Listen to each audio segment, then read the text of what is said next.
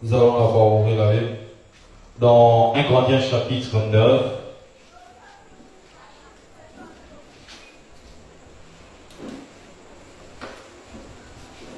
On va commencer à lire au verset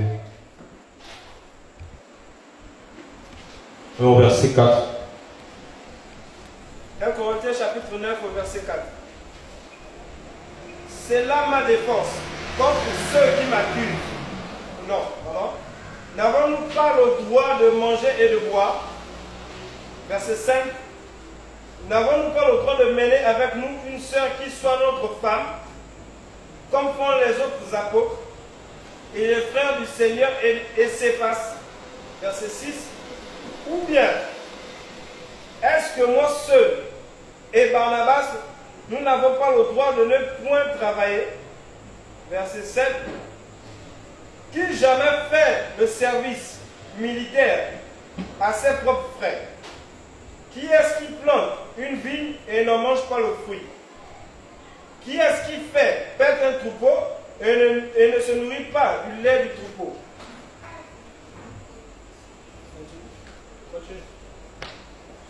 Ces choses que je dis n'existent telles que dans les usages des hommes.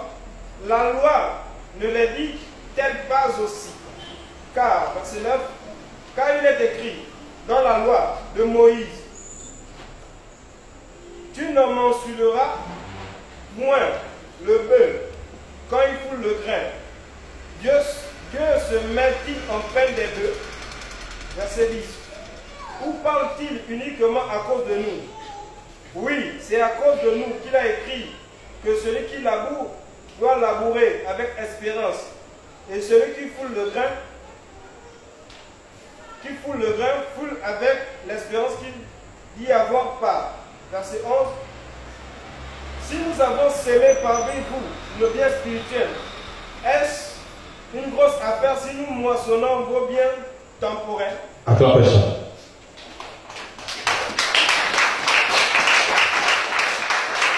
Amen, amen. Que Dieu vous bénisse.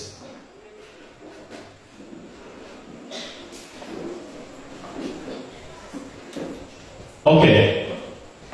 Voici un verset qui dit beaucoup de choses.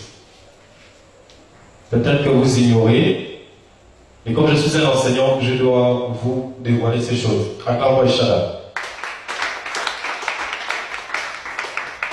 Alors, l'enseignement, c'est instruire. Et pour nous, en Christ,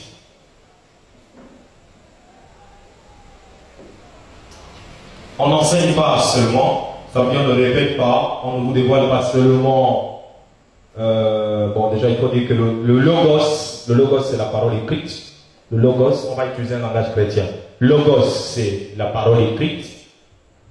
Le réma, c'est ce que Dieu te révèle dans la profondeur du verset, que d'autres n'ont pas compris, ne maîtrisent pas. Mais tu es la seule personne à avoir la compréhension claire d'un verset quelconque. Et ça, c'est ce qu'on appelle la révélation. Donc, une révélation n'est une chose cachée, mais une chose que Dieu te dévoile, ce qu'on appelle la révélation. Voilà, ça c'est le langage propre chrétien. Ok, ici Paul dit, parce qu'il y a plusieurs chrétiens qui ignorent ces choses-là, et ça forme des blocages en vous. Vous pouvez changer d'église comme vous voulez, mais vous allez remarquer qu'il y a toujours ce blocage.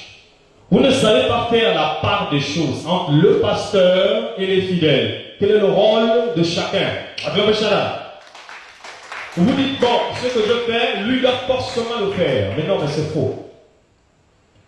Si nous prenons le verset 11, avec lequel il vient de terminer, même chapitre 9, 1 Corinthiens 9, 11, on peut regarder.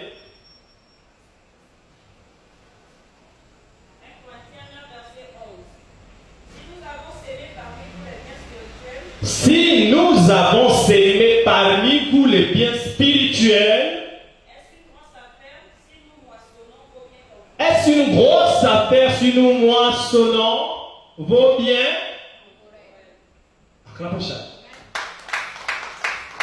Bien. tu avais connaissance de ce verset, Agama Shada, pourtant c'est dans ta Bible, vos biens temporels,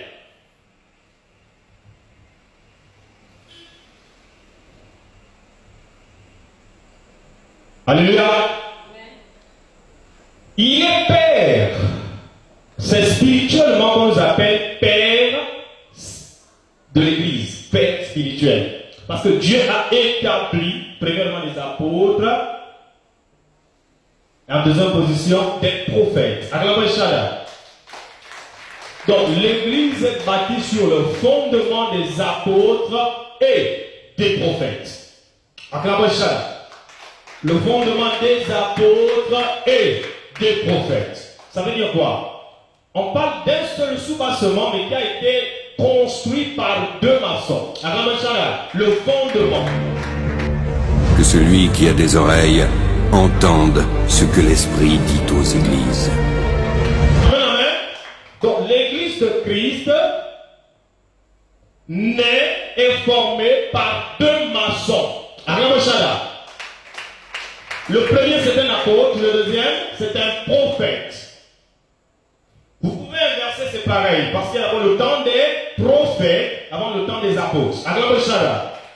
Le temps des prophètes, c'est la Bible hébraïque. Vous voyez, quand vous quittez du premier chapitre de votre Bible, pour ceux qui ont la Bible intégrale, pas le Nouveau Testament qu'on met dans la poche, rassurez-vous, je parle de la Bible, donc depuis Genèse. On compte 5 livres de la loi de Moïse. Donc ces livres-là, on les appelle le Pentateuque. C'est la Torah. À l'intérieur, on retrouve les 10 commandements de Moïse.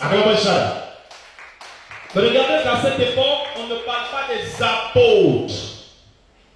Parce que l'église n'est pas encore née. Mais le premier maçon est déjà envoyé pour bâtir spirituellement. C'est le prophète.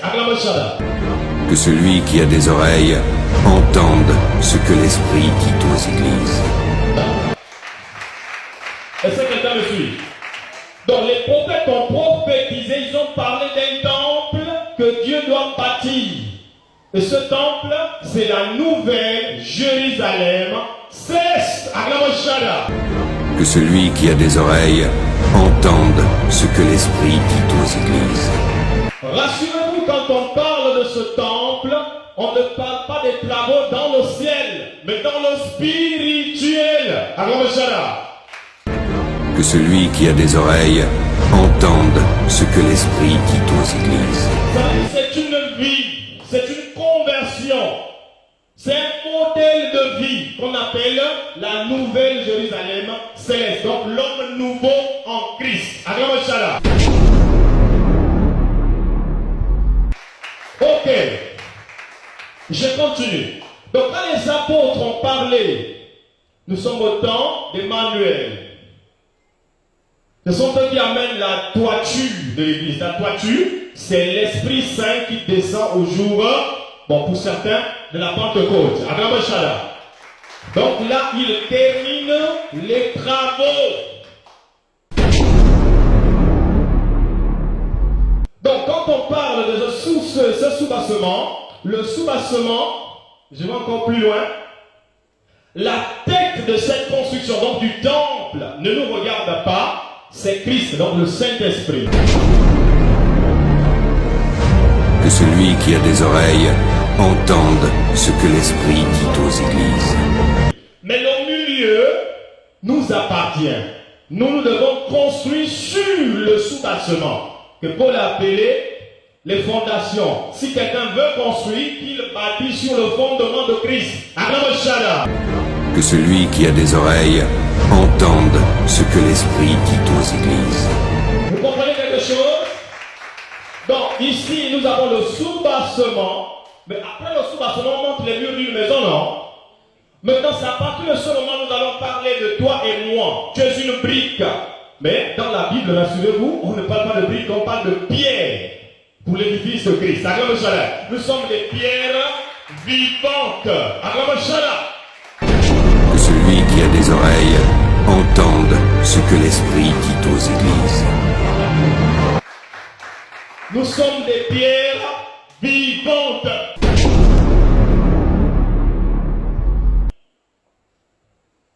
Donc, si quelqu'un veut comprendre quel est son rôle dans l'église, tu dois savoir que Dieu n'a pas fini de construire. Ce n'est pas au ciel là où il construit la nouvelle Jérusalem, mais cette Jérusalem se forme ici.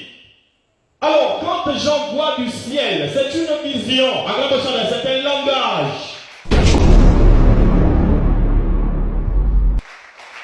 Voilà pourquoi dans Apocalypse chapitre 1, il dit révélation de Jésus-Christ, des choses qu'il a montrées et qui doivent arriver, qui sont en cours. Il le révèle à qui? Il le révèle à son serviteur. Il dit, dis à mes serviteurs ce qui doit arriver dans le temps. Donc vous voyez vous-même que dans cette vision, il faut l'interprétation pour comprendre le livre de l'Apocalypse. Mais si vous prenez cette vision pour dire, au ciel il est en train de construire, vous êtes à côté.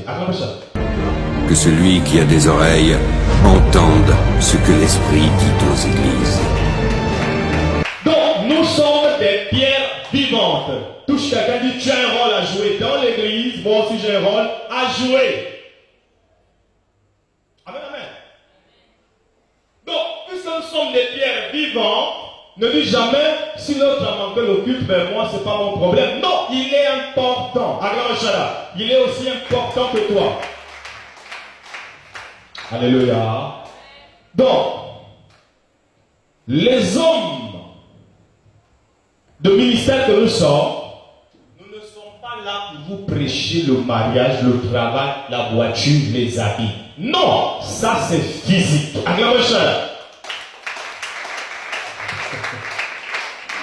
Nous devons s'aimer en vous les biens spirituels.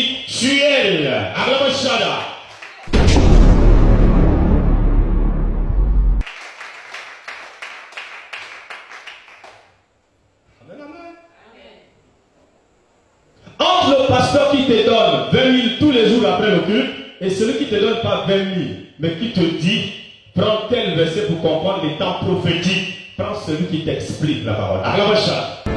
Que celui qui a des oreilles entende ce que l'Esprit dit aux églises. Alléluia. Parce que c'est lui qui t'apprend, qui te donne de l'argent, ne t'apprend pas Christ, il te limite à lui. Amen. Amen. Est-ce que quelqu'un me suit? Nous sommes en train de construire le temple de Dieu. Maintenant, sur le plan physique, puisque nous sommes ce temple. 1 Corinthiens 3,16, on peut vérifier.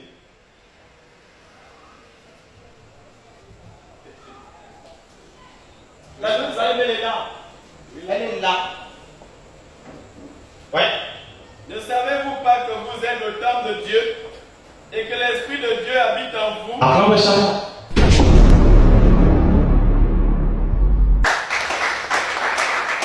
Voyez-vous, il y a certaines versions qui disent que la ville n'avait point besoin de lumière car la gloire de Dieu l'éclaire. Mais qu'est-ce qui éclaire l'église? Prends Apocalypse chapitre 12, le premier verset. Qu'est-ce qui éclaire l'église? L'église éclairée de quoi? Apocalypse 12, verset 1. Un grand signe parut dans le ciel. Une femme enveloppée du soleil, la lune sous ses pieds et une couronne de 12 étoiles sur sa tête. Verset 2. Elle était La femme était enveloppée. Parlez bien s'il vous plaît. La femme était enveloppée. Je ne vous entends pas. Oh. La femme était enveloppée. Bon, la Bible nous dit dans Genèse chapitre, je crois, 1, 13 à 14. Bon, on va même au verset 14. Genèse 1, 14. Quel est le rôle du soleil? verset 14. Dieu dit qu'il y ait des luminaires dans l'étendue du ciel, pour séparer le jour d'avec la nuit, que ce soit des signes pour marquer les époques, les jours et les années. On continue. Verset 15. Et qu'ils servent de luminaire. Qu'ils servent de lumière. Alors, donc le soleil a pour rôle d'éclairer la terre. La forme que vous voyez dans l'Apocalypse, c'est la Jérusalem, c'est l'église. actuelle. Acclame Shada.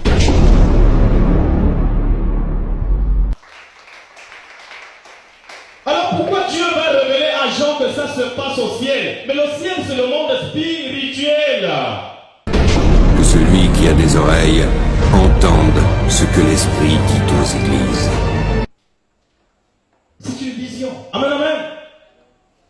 Il n'y a pas de guerre au ciel là-bas en ce moment. Acclame Shada. Maintenant, puisque nous avons sémé pour vous les biens spirituels dans le jeûne et la prière, vous êtes le résultat de ce que quelqu'un a fait dans le secret. Eh bien, vous avez aussi un rôle à jouer. Acclame Shada.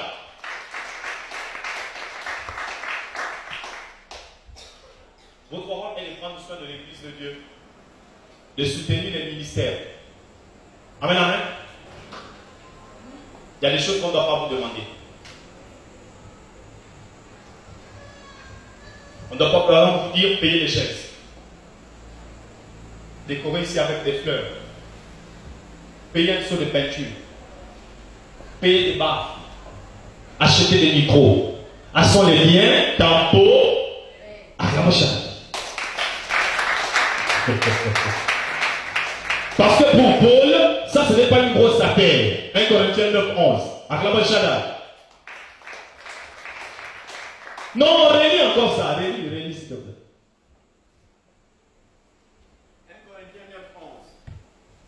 Si nous avons semé parmi vous les biens spirituels, est-ce une grosse affaire si nous moissonnons vos biens temporels? Acclamation.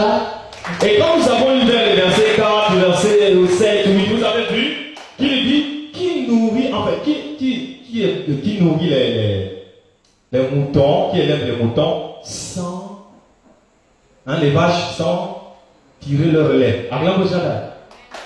Qui parle ainsi? C'est Paul, non? Bien. C'est que vous ne comprenez pas ce que si un pasteur t'a autant soutenu dans les prières, quand tu évolues, pourquoi tu l'oublies? Acclamation. Que celui qui a des oreilles entende ce que l'Esprit dit aux églises. D'accord, là tu ne comprends pas. Tu as un père biologique. Il t'a élevé, il t'a mis à l'école, il t'a éduqué. Tu as aujourd'hui, tu as diplôme, tu as tout, tu travailles.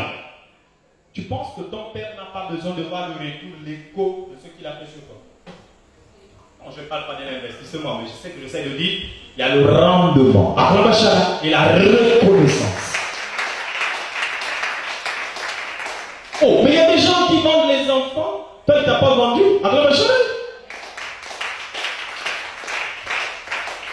Il a dit, je vais subir avec toi. Tu es mon enfant. Maintenant, tu es là. Qu'est-ce que tu fais en retour? Eh bien, tu n'es pas béni tant que tu ne veux pas repartir dans ton père.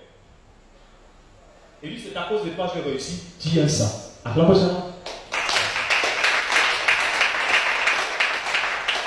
C'est ce qui se passe spirituellement. Tu es né de qui? Prends 1 Corinthiens chapitre 4, verset 15. 1 Corinthiens 4, verset 15. Car quand vous aurez 10 000 mètres en Christ, vous n'avez cependant pas plusieurs pères, puisque c'est moi qui vous ai engendré en Jésus-Christ par l'évangile.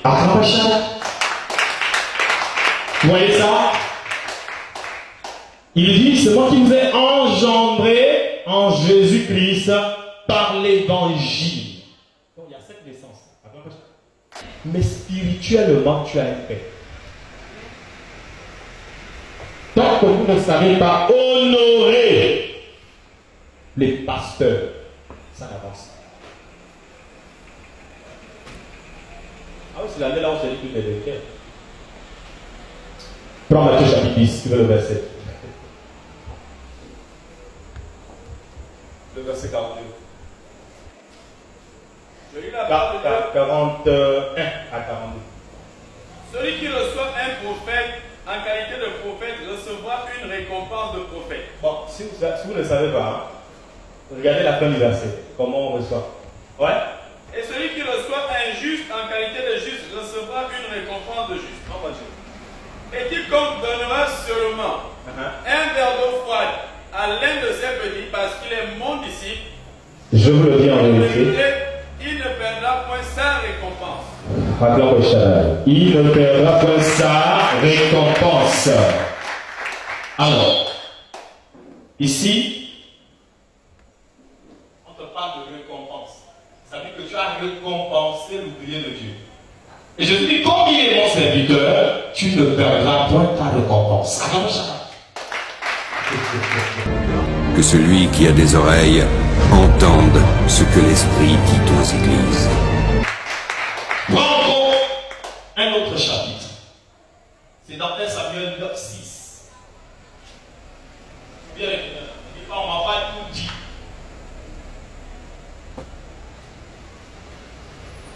Ça va honorer. Verset 6. Le serviteur lui dit, voici qu'il y a dans cette ville un homme de Dieu, et c'est un homme considéré. Tout ce qu'il dit ne manque pas d'arriver. Allons-y donc, peut-être nous fera-t-il connaître le chemin que nous devons prendre. Suivez. L'autre dit, on va dire, listen. Verset 7.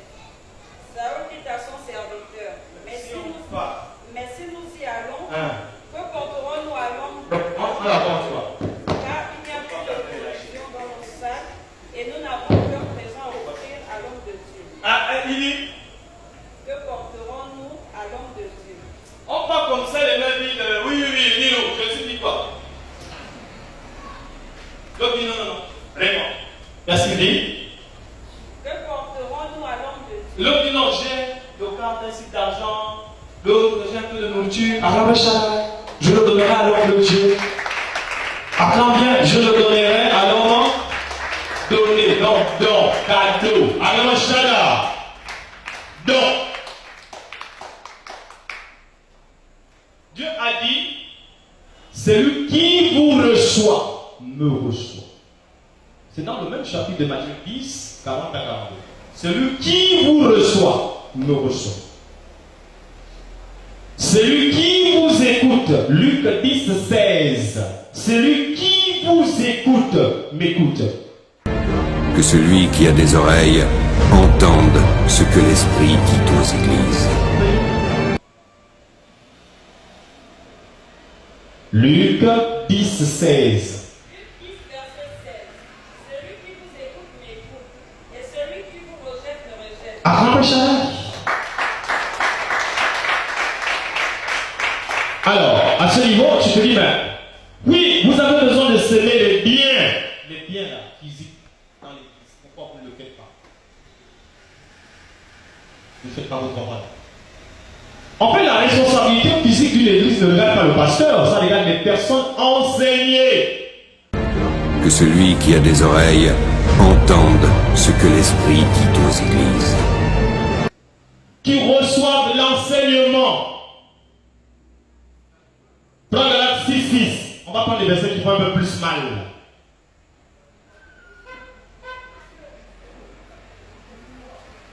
Alléluia. Oui. Galates 6, 6. Regardez, c'est pas ma Bible que j'ouvre depuis là. C'est Galates 6, 6, il est écrit suivez ça. que celui à qui l'on enseigne la parole fasse part de ses biens. Non, lis bien. Frère, ça c'était d'une pardon. Fasse part de tous ses De biens. tout, c'est bien. À qui? À celui qui l'enseigne. À l'esprit, À celui qui l'enseigne. au vent. Au pasteur. Il va jeter dans la mer. Il met dans l'enveloppe, il prend l'avion, il jette au ciel. Il va donner au fou. Il va donner à la veuve et l'orphelin là-bas au quartier. Il donne à qui?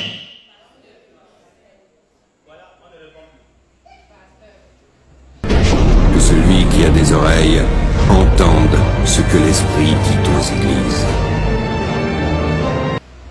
Touche ton voisin, il faut répondre. On se connaît.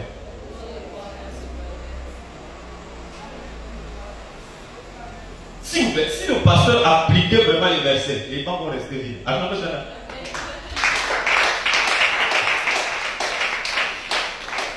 Un verset comme ça, les gens ne voient même pas. En fait, c'est bien caché même. Tu vois, c'est protégé par les écailles de l'égoïsme. C'est caché comme ça, c'est protégé. Oh, le verset celui à qui l'on enseigne la parole fasse part de tous ses biens. Les pasteurs courent maintenant derrière les gens pour leur demander les voitures. Oh, c'est ton pasteur, oui, pourquoi il te demande la voiture? Tu as assez de voitures, donne-lui une voiture. Acclame chacun. Que celui qui a des oreilles entende ce que l'Esprit dit aux églises.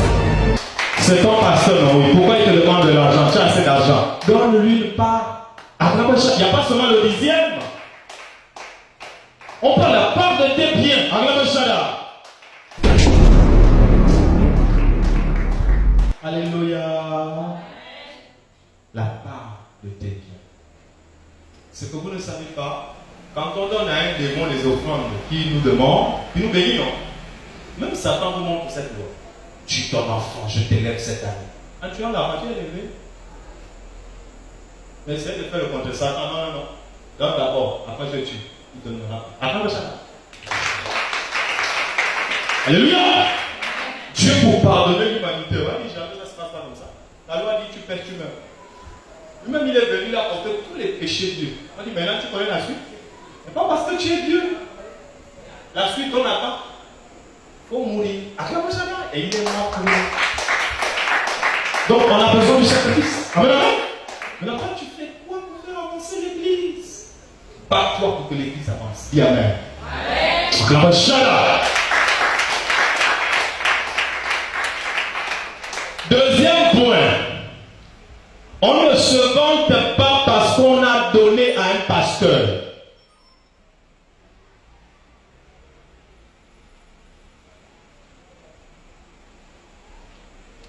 Tu arrives au culte, tu te mets devant ou derrière, ou mieux critiquer. Que tu te regardes. Tu as vu la manche qu'il a.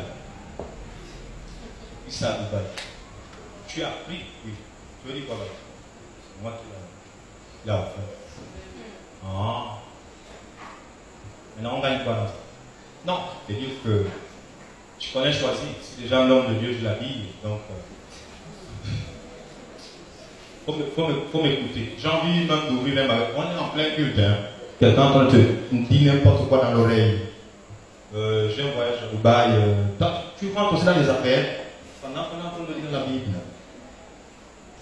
Il se vante. C'est ce que la Bible appelle le pain rempli de levain, levure. Après la pâte est gonflée, il est reculé. Que celui qui a des oreilles entende ce que l'Esprit dit aux églises. Alléluia.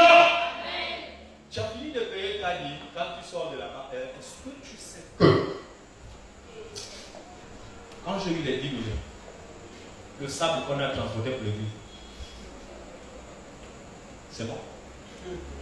Ah, toi, justement, j'ai même un problème de 250 000. Non, je te trouve ça de même sans faute. Quand quelqu'un est trop orgueilleux, ne lui demandez pas de l'aide, s'il vous plaît. Acclamez chacun. Vous êtes foutus.